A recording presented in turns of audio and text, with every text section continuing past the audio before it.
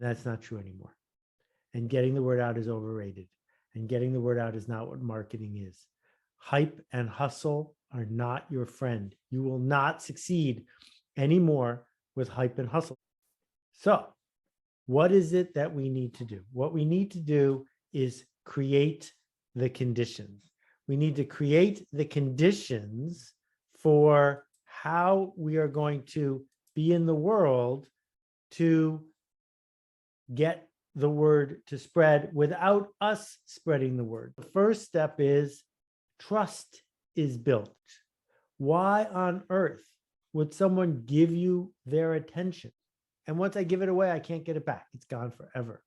Why would I give you my attention? Why would I give you the benefit of the doubt if I don't trust that it's worth my time?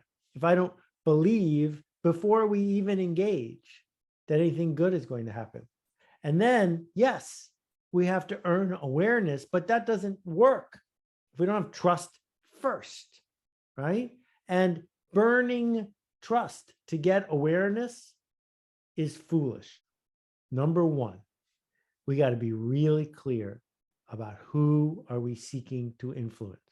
Who are we seeking to change? What is your smallest viable audience? Not the biggest possible audience, but the smallest one that if they came through would be enough. So thinking about Facebook for a minute, the smallest viable audience from Facebook was 1,000 lonely men on the Harvard campus. That's it.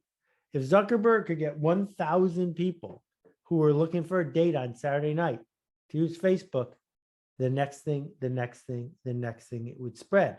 He didn't show up and say, this is for everybody. In fact, no one was allowed to use it if they didn't have a Harvard email address.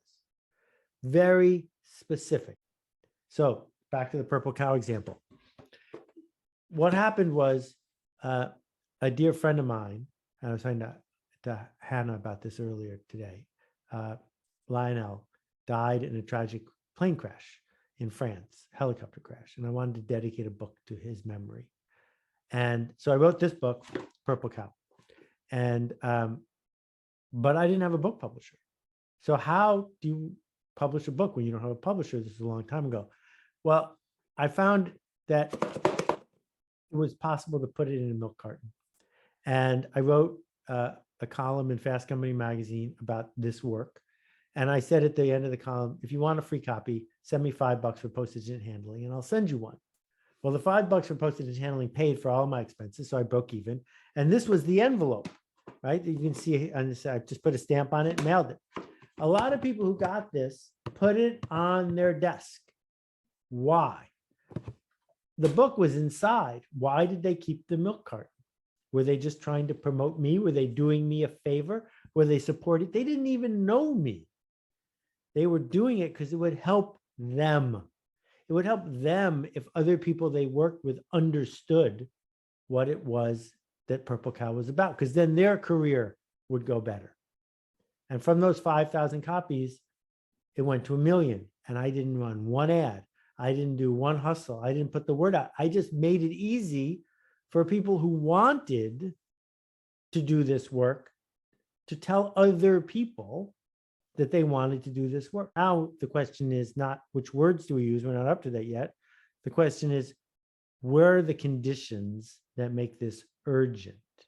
Because as Hannah, the other Hannah, and I were talking about, if it's a virtual conference, most people, particularly if it's free, are going to decide 5 minutes before it starts, because there's no penalty in deciding later. So now we get to bring status and scarcity back to the table and saying, hey, it's Hannah without an H at the end. I'm running a small circle of 15 people who are going to talk about how they solve this problem in their business. I already got 9 people in the circle. Do you want a spot or not? And you got to get back to me by tomorrow.